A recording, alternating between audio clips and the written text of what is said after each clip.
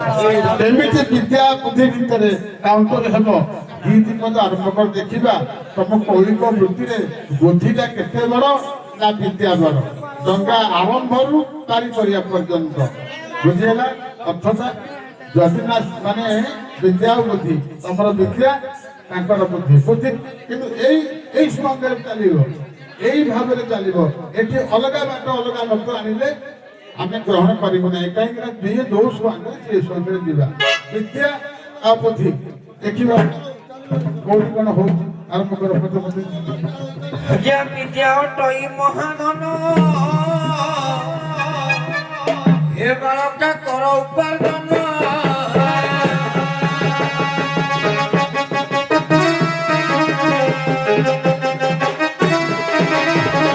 ବିଦ୍ୟା ଅଟଇ ମହାଧନ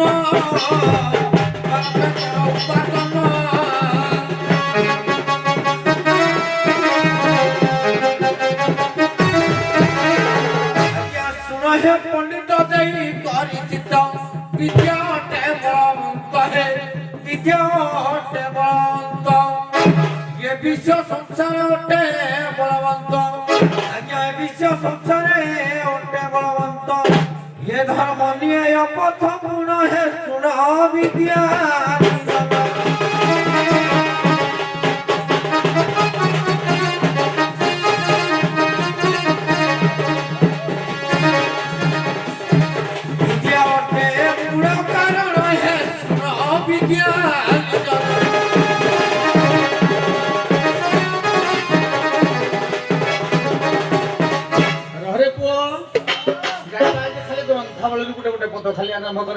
विद्या बुद्धि भितर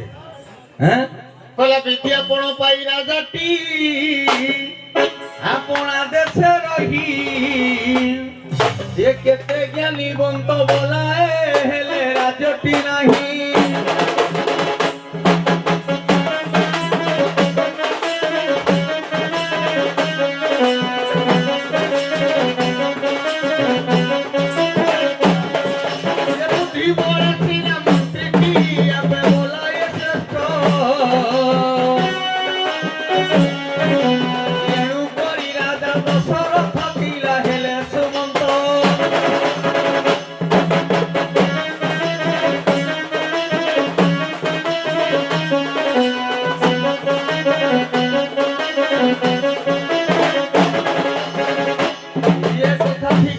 सर्वदा पूज्यते ये कथा को ग्रहण योग्य विद्या सारा देश रे पूजा पाए किंतु हेले बुद्धिटा सबडे काम कर नाही ये बुद्धि पई किए हमरो राधानाथ राय गोटे पद कहले कोन कहले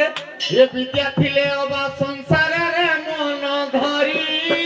विद्या धरे दूर आशा बुद्धि की न थिले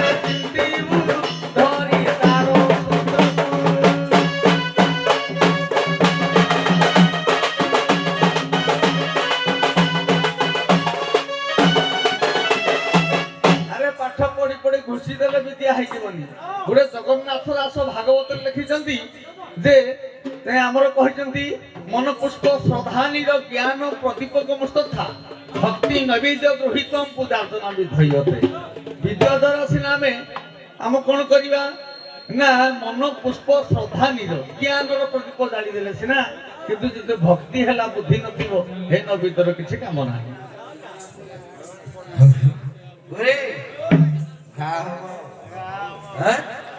कहला ज्ञान भी बेक भक्ति पड़े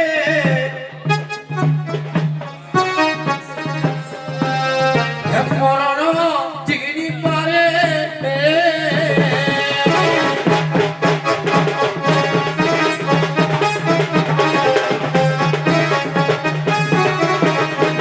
गुण राजू करे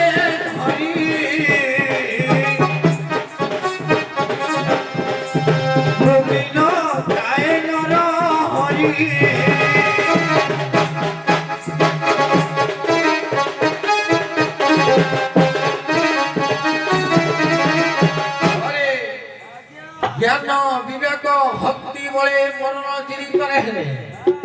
से पुरा पाकड़ हे हो ହେ ମୁଁ ଟିକେ ଶୁଣୁଥିଲି ଯେ ସମ୍ପର୍କରେ ଦଦା ପୁତ୍ର ନା ପିସା ପୁତ୍ର କିଏ କଣ ହବ ମତେ ଜଣା ନାହିଁ କିନ୍ତୁ ମୋ ପଏଣ୍ଟଟା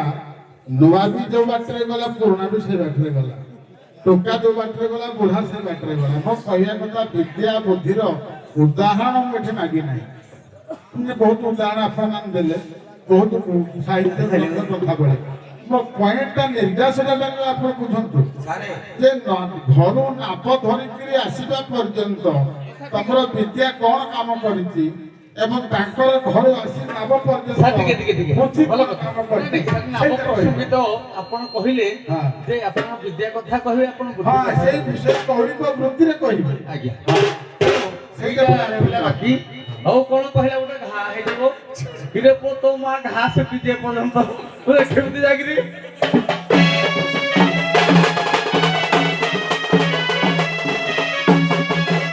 ହିରେ ପୁଅ ବର୍ତ୍ତମାନ ବୁଦ୍ଧି ବଳରେ ନାପଟା କେମିତି ଯାଇପାରେ ଏବଂ ବିଦ୍ୟା ବଳରେ କଣ ବିଦ୍ୟା ବଳରେ କିଛି ହେଇପାରେନି କାହିଁକି ଆଗ ପ୍ରସଙ୍ଗ ଯିବା ଆମର ଦାଣ୍ଡି ରାମାୟଣ କଥାକୁ ଯିବା ହେଲା କି ନାହିଁ କିରେ ଯେତେବେଳେ ନୌକା ନଥିଲା ସେତେବେଳକୁ ଗୃହ କଶ୍ୟପର କେମିତି ନାମ ଲକ୍ଷ୍ମଣ ସୀତା ଉପାର କରିଥିଲା ସେଇଠି ଯିବାକୁ ବାଟ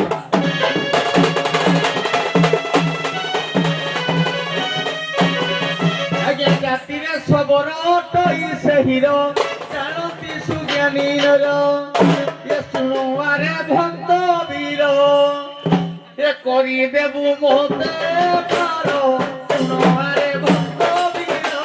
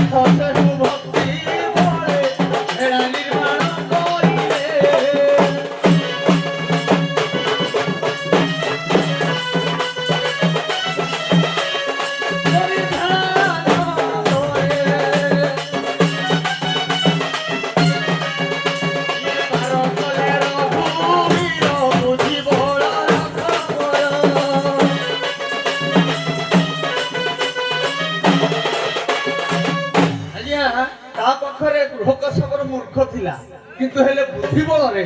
হেড়াକୁ ତିଆରି କରି ତା ଠାକୁରକୁ ଆଜ୍ଞା ମଧ୍ୟ ପାର କରିଥିଲା ହଉ ଆଉ କିଛି କ୍ଳାନ୍ତ ହେଇଗଲାଣି କହିବି ଆଜ୍ଞା ସେ କୁହନ୍ତୁ ଆଜ୍ଞା ସେ କୁହନ୍ତୁ ଯେ ବିଦ୍ୟା ବଳରେ କିଏ ପାର କରିଥିଲା ନାଇଁ କହିବି ଦେଖିଆ ହଉ ଟିକେ ନାକ ବିନି ପାଇବ ଟିକେ ହଉ ହଉ କିନ୍ତୁ ତମେ ମଝିରେ ମାଇକ୍ରୋଫୋନ ଟାକିକିରି କହିବ ନାଇଁ କା ନାଇଁ କି ମଝିରେ ମାଇକ୍ରୋଫୋନ ଟାକିବନି ଘରେ ଟାକିରା କାଟା ପ୍ରମାଣ ଦେବି ଯେ ବିଦ୍ୟା ବଳରେ କିଏ କାହାକୁ କୋଉଠି ମାର କରିଥିଲା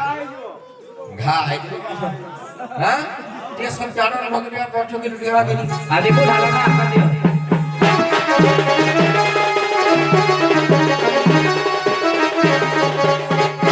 ये देखो सत्यर चरित बड़े विपरीत बड़ विपरीत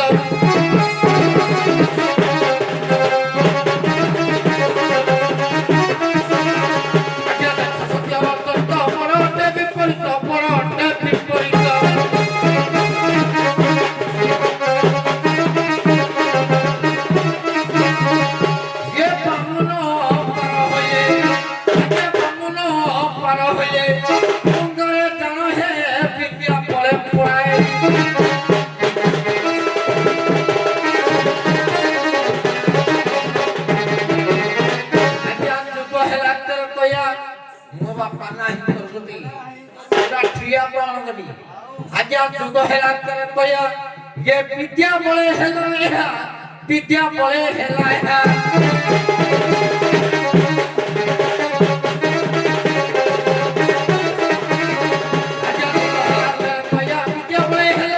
विद्या बड़े हेला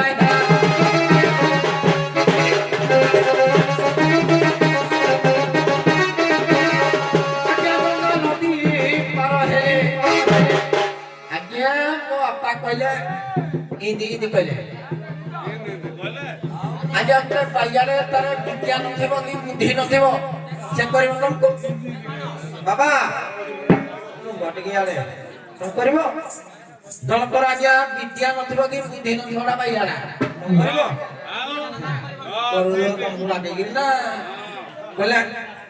ଏ ବୁଢା ପାକଳ ହେଇଗଲା ଜାଣିପାରୁନି ଆଜ୍ଞା ବିଦ୍ୟା ପড়ে করে সিনা সংসারে সারা হে শুনন্তু বিজ্ঞানী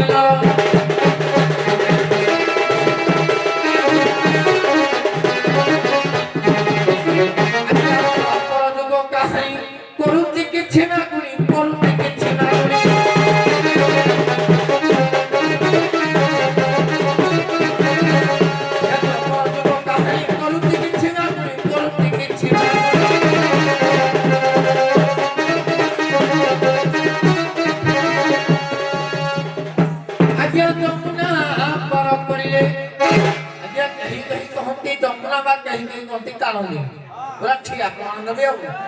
আজ্ঞা যমুনা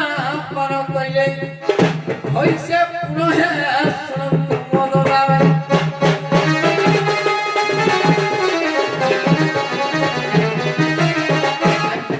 ହଉ ସାରେ ଟିକେ କହୁଛି ପିଲା ଲୋକ ବସେ ତାର ଜ୍ଞାନ ତ ରହୁନି ଟିକେ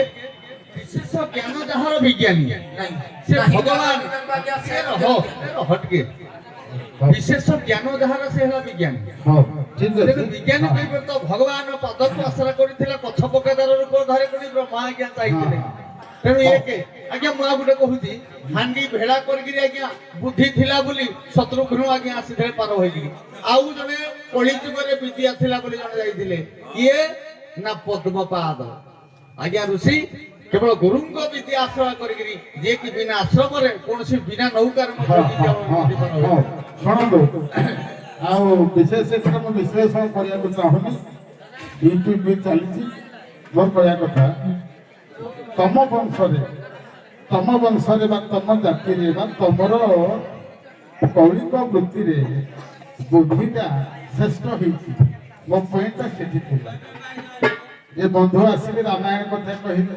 ତମେ ସତ୍ୟ ତୃତୀୟ ଦ୍ୱାପର କଳି କଥା କହିବ ସେ ପୁରୁଣା କାହାଣୀ ପୁରାଣରେ ହେଇଥାଇପାରେ ତାକୁ ମୁଁ ଅସ୍ୱୀକାର କରୁନାହିଁ କିନ୍ତୁ ମୁଁ ପ୍ରଥମରୁ କହିଥିଲି ତମେ ନାବିକ ଧୀବର କେଉଟ ଯାହା ବି ହୁଅ ତମେ ଘରୁ ବାହାରିଲ ହେଲା ଘରୁ ବାହାରି ଡଙ୍ଗା ନେଇକି ଗଲ ଇଏ କଲ ତମେ କୋଉ କୋଉ ଜାଗାରେ ତମକୁ ବିଦ୍ୟାଟା ସାହାଯ୍ୟ କରିଥିଲା ନଦୀରେ ନା ଘରେ ନା ଡଙ୍ଗା ଉପରେ ନା ପାଣିରେ ନା ସ୍ଥଳରେ ତମେ କହିଥାନ୍ତ ତମର ବୁଦ୍ଧିଟା କୋଉ କୋଉ ଜାଗାରେ କାମ କରିବ ପ୍ରଥମେ ଅଜିତମ ବିଦ୍ୟା ଦ୍ୱିତୀୟ ନାର୍ଜିତମ ଧନ ତୃତୀୟ ନାର୍ଜିତମ ଧର୍ମ ଚତୁର୍ଥ କିମ୍ କରିଷ୍ୟତି ଚାଣକ୍ୟ କହିଲେ ଯେ ବୁଦ୍ଧିଟା ସବୁବେଳେ କାମ ଦିଏନି ବା ବିଦ୍ୟାଟା ସବୁବେଳେ କାମ ଦିଏନି ତେଣୁ ବିଦ୍ୟାଟା କୋଉ ଜାଗାରେ କୋଉ ସମୟରେ କାମ ଦିଏ ଏବଂ ବିଦ୍ୟା ଧନଟା କୋଉ ସମୟରେ କୋଉ ଜାଗାରେ କାମ ଦିଏ ଏବଂ ବୁଦ୍ଧିଟା କୋଉ ସମୟରେ କୋଉ ଜାଗାରେ କାମ ଦିଏ ଏହା ଚାଣକ୍ୟ ମଧ୍ୟ ସହକାରେ ଏଇଠି ଗୋଟିଏ କଥା କହୁଛି ଯେ ଆମର ପବନ ଆଉ ଯାହା କହୁଛନ୍ତି ଆପଣଙ୍କର ଦଣ୍ଡ ଜଗତରେ ଅଦ୍ୱିତୀୟ ଗାୟକ ତାଙ୍କ ପୂର୍ବରୁ ବନମାଳୀ ସାର୍ ବି ଥିଲେ ଆପଣଙ୍କ ଗୁରୁଦେବ ମୋ ବୟସରେ ସେତେବେଳେ ଛୋଟ ଥିଲେ ବି ଆପଣଙ୍କର ବି ଅନ୍ୟ ମୂର୍ତ୍ତି ଟାଇପ୍ର ପିଲା ବେଶୀ ନାହିଁ କଡଲା ବାଂଶିକା କହୁଛି ମୁଁ ଏଇଟା ପଚାରିଥିଲି କାହିଁକି ନା ଗୋଟିଏ ଉଦାହରଣ ସୃଷ୍ଟି କରିଥିଲା ଯୋଉଟା କି ଗୋଟେ ବିଶ୍ୱର ଅଦ୍ୱିତୀୟ କୀର୍ତ୍ତି ରଖିଲା ସର୍ଟକଟରେ କହିଦଉଛି ଆପଣଙ୍କର ବ୍ରହ୍ମା ଉର୍ବଶୀକି ବିବାହ କଲେ ବା ପ୍ରୀତି କଲେ ଜନ୍ମ ହେଲେ କିଏ ବଶିଷ୍ଠ ବଶିଷ୍ଠ ସହିତ ଅରୁନ୍ଧତୀଙ୍କର ବିବାହ ହେଲା ଜନ୍ମ ହେଲେ କିଏ ରାଧା ଟିକେ ଶୁଣ ଅପସନ କର ନାହିଁ ଶକ୍ତିମୁନି ସହିତ କାଳାଂଶୀଙ୍କର ବିବାହ ଜନ୍ମ ହେଲା କିଏ ପରାଶର ସହିତ କୈବର୍ତ୍ତିକ ବିବାହ ସତ୍ୟବତୀ ତ ପରାଶର ଯେତେବେଳେ ତପସ୍ୟା କରି ଫେରୁଥିବା ଅବସ୍ଥାରେ ଘରକୁ ଆସିଥାନ୍ତେ ସେଠି ତାଙ୍କ ମୁଁ କାହିଁକି କହିଲି ଟିକେ ତର୍ଜମା କରନ୍ତୁ ପବନ ବାବୁ ମତେ ସବୁ ଜାଗାରେ ଖାଲି ମତେ ଶୁଣିବା ପାଇଁ ଯାଆନ୍ତି ଜଜମେଣ୍ଟ କେମିତି ହଉଛି କଣ ହଉଛି ତେଣୁ ଏଠି ବିଦ୍ୟା କାମ କରିଥିଲା କି ନା କୋଉଠି ଲେଖା ହେଇଥିଲା ସେ କ'ଣ କଲେ ଯେ 29 ନକ୍ଷତ୍ର ସମୟରେ ଏହି ଗ୍ରହଣାଦରେ ଏହି ସମୟରେ ସେ ଯୋଉ ଜାତିର କନ୍ୟା ହଉ ଯାହା ବି ହଉ ଯଦି ମୋର ବୀଜ ରୋପଣ କରାଯାଏ ତ ଏମିତି ଗୋଟେ ପୁତ୍ର ଜନ୍ମ ନେବ ଯିଏ ବ୍ୟାସ ବେଦକୁ ବିଭଜନ କରିପାରନ୍ତି ଏବଂ ବିଶ୍ୱରେ ଅଦ୍ୱିତୀୟ ପୁରୁଷ ହେବ ବ୍ୟାସ। ତେଣୁ ସେଠି ସେ କୋଉ ବିଦ୍ୟା ଲେଖା ଥିଲା କି ନା କିଏ ଜଣେ କହିଥିଲା ତମେ ସାର୍ ଟିକେ ତେଣୁ ସେ ବୁଦ୍ଧିଟାକୁ କ'ଣ କଲେ ନାଇଁ ସାର୍ ପ୍ରୟୋଗ କଲେ। ইয়ার প্রসঙ্গে তো ନାଇଁ ଶୁଣନ୍ତୁ না ବୁଦ୍ଧିଟାକୁ ପ୍ରୟୋଗ କଲେ କ୍ଷମା ମାଗିଲେ ଆରେ ଆଜ୍ଞା। କ୍ଷମା ନାହିଁ ସାର୍ କିନ୍ତୁ ইয়ার প্রসঙ্গিক ইয়ে ମୁଁ নুহে କହୁନାହିଁ ଆପଣ ସେ- କହିଲେ ଶୁଣ, କ'ଣ? ଶୁଣ, ବିନୟବାବୁ, ନାଇଁ ନାଇଁ ମୁଁ କହୁନାହିଁ ଯୋଉ ଦ୍ୱାରା କହୁନି ଆଜ୍ଞା ଶୁଣନ୍ତୁ ଆପଣ ଶୁଣନ୍ତୁ ଏମିତି ଅଧୈର୍ଯ୍ୟ କାହିଁକି ମୁଁ କହୁନାହିଁ ତମେ ଏଇଟା କେତେ ଦୂର ଗ୍ରହଣ କରିବ ନ କରିବ না স্যার ମୁଁ ଗ୍ରହଣ ଯୋଗ୍ୟ ନୁହେଁ କିନ୍ତୁ ଜିନିଷଟା। ଇଏ ନ ହଉ ଇଏ ନ ହଉ ଆପଣ ବୁଦ୍ଧିରେ କହିଲେ କୌଳିକ ବୃତ୍ତି କଥା ବୁଦ୍ଧିରେ ଯୋଉ କଳିକ ବୃତ୍ତିରେ କିଛି ଉଦାହରଣ ଆସିଲା ଆଜ୍ଞା କୌଳିକ ପୁରାଣ କହିଲେ କୌଳିକ ବୃତ୍ତି ରାମାୟଣ କହିଲେ ସାର୍ ବୁଦ୍ଧିରେ କୋଉଟା ଆସିଲା କି ଆସିଲେ ଆଜ୍ଞା ଅସ୍ୱୀକାର ଜଣେ କଲେ ଅବୁଦ୍ଧି ମୂର୍ଖ ଲୋକ ହେଲା ସବଳ ଆଜ୍ଞା ଆଜ୍ଞା ସାରେ ବହୁତ କଲେଣି ଆଜ୍ଞା ଏଇ ଭିତରେ ମୋ ଗୁରୁ ବନମାଳି ସାରେ କିଏ ପଚାରିବେ ମୁଁ ଗୋଟେ ପଚାରିବି ହଁ ହଁ ପଚାରିବେ ଆପଣ ପଚାରିବେ ଆମ ପ୍ରଶ୍ନର ଉତ୍ତର ନମ୍ବର ନ ହଉ ନମ୍ବର ଦିଆଯିବନି ବରଂ ନଦୀ ଆମେ ସାରେ ଯୋଉଟା କଲେଣି ଆମେ ହେବେ ନାଇଁ କିନ୍ତୁ ସାର୍ କଥା କହିଲେ ମୁଁ ତାକୁ ଯୋଗ୍ୟତା ଗ୍ରହଣ କରିପାରୁନି ଆପଣ ପଚାରୁଛନ୍ତି କ'ଣ ପଚାରି ସାରିଲା ପରେ କରୁଛନ୍ତି ନାଇଁ ଏଇଟାକୁ ମୁଁ ସମର୍ଥନ କରିବି ନାହିଁ ସାର୍ଙ୍କ କଥାକୁ ମୁଁ ସମର୍ଥନ କରିବି ନାହିଁ ଯଦି କହିବେ ନିଜର କଳଗୋତ୍ର ଅନୁସାରେ କୁହ ତାହା ଆମେ କହିଥାନ୍ତୁ ସାର୍ କହିଲେ କୌଳିକ ବୃତ୍ତି ସାର୍ କହିଛନ୍ତି ଏ କଥା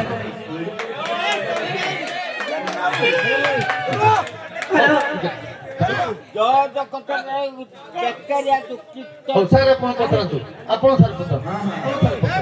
ହେଲେ କହିବି ମୁଁ ଜାଣିବି ନାହିଁ ଓ ଆଜ୍ଞା